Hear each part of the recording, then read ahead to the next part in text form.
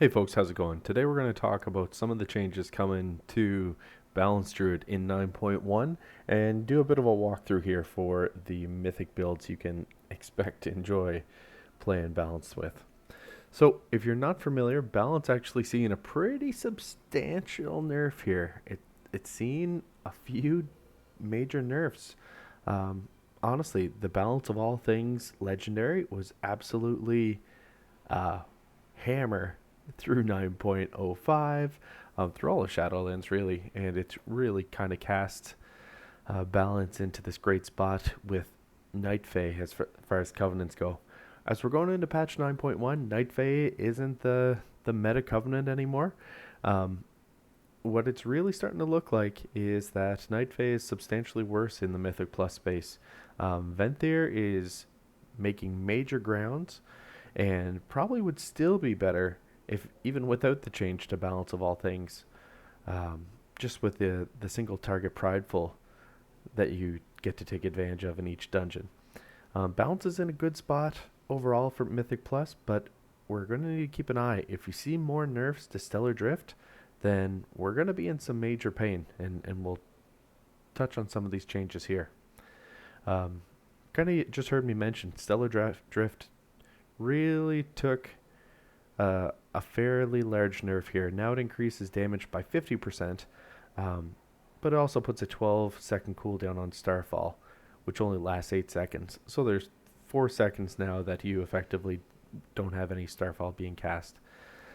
New Moon, however, did get a damage buff to the first two portions in New and Half Moon, but didn't buff the damage of Full Moon, and the recharge rate was lowered to 20 seconds from 25. So that's favorable.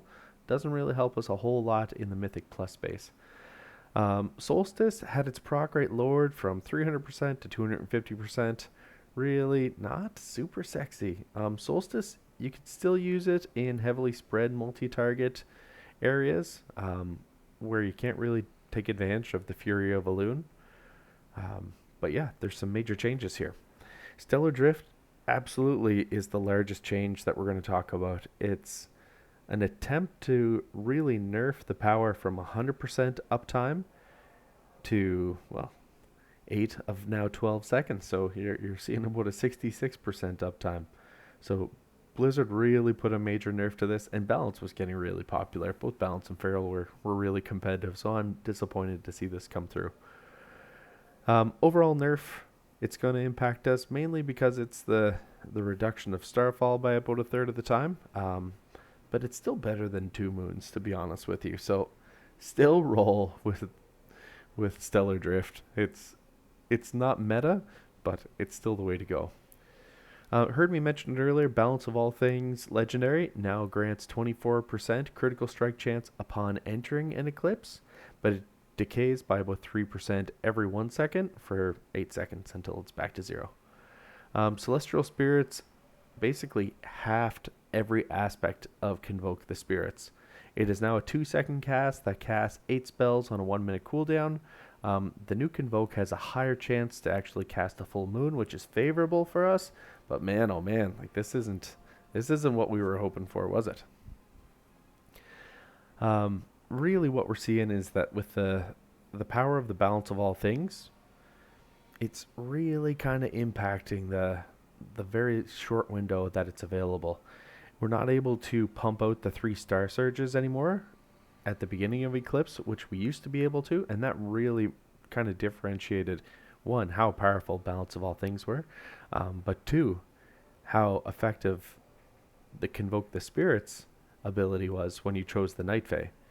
So now that you've seen the nerf to Balance of All Things, you've seen really the Covenant's specific legendaries, they're not that impressive.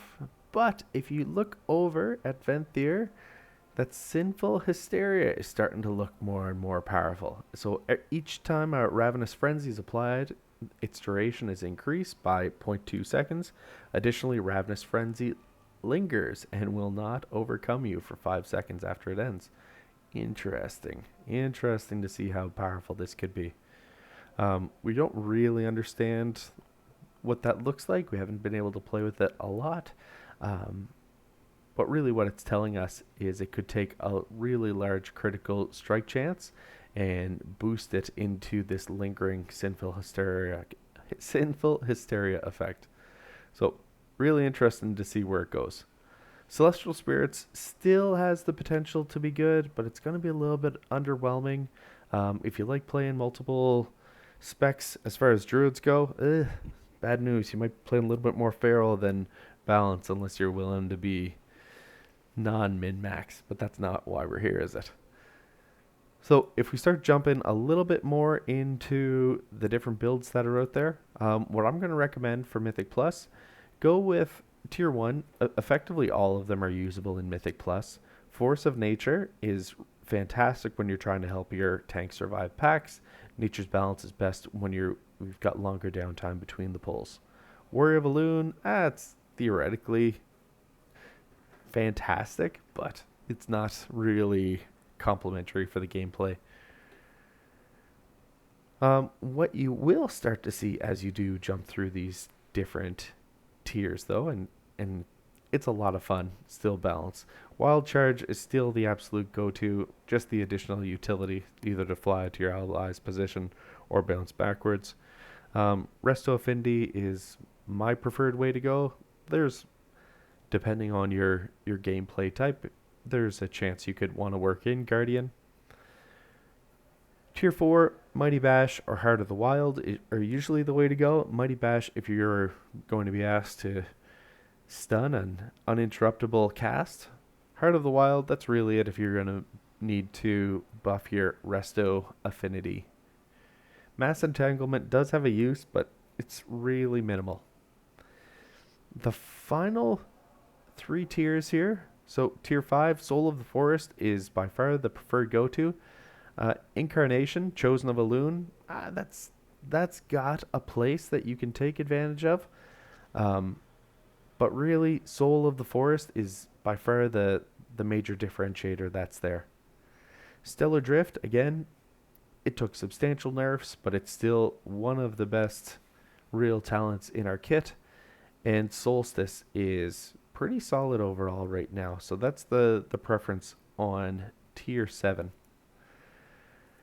So, just to recap, Force of Nature, Wild Charge, Resto if you want Ursol's Vortex, or Guardian Affinity. Tier 4, whatever you're really comfortable with. Tier 5, Soul of the Forest. Tier 6, Stellar Drift.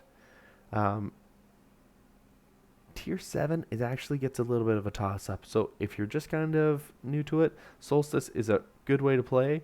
If you're going to jump over to Venthyr, Fury of Elune actually starts to get more credible as it lines up with your Covenant abilities.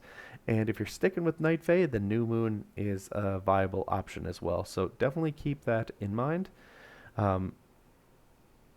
It's still really competitive. As far as your different legendaries that are going to be out there, we're still kind of looking for the legendaries. If you're a Night Fae, Conflux of Elements, Fury of the Skies. If you're Venthyr, Endless Thirst, Precise Alignment, Dauntless Duelist. It's going to be a lot of fun right across the plate. I still think balance is in a really, really fun spot. Then again, balance of all things, Primordial, Arcanic, Pulsar. Keep loaded up them. Even if you're running Kyrian, Primordial, Arcanic, Pulsar is a good choice. So keep that lined up, especially if you've got enemies that are attacking you 3 or more. It's pretty awesome to keep big packs burnt down really quick. So keep that in mind, folks. Lots of different options there. Starting to get a little bit more variety between the covenants. I'm okay with a little less balance. Just between the covenants, of course. Outside of that, we didn't see many substantial changes here. The 3 talents, Stellar Drift, New Moon, Solstice, definitely seen some changes there, but Druid overall is in a still pretty competitive spot. Fingers crossed Blizz doesn't do anything further to Stellar Drift. If so, we're going to be in a tailspin, but we'll just wait until that happens later on. Alright folks, thanks for watching. Let me know what you'd like to see more of, less of. Give me the feedback. Love to hear it. Talk to you soon. Peace.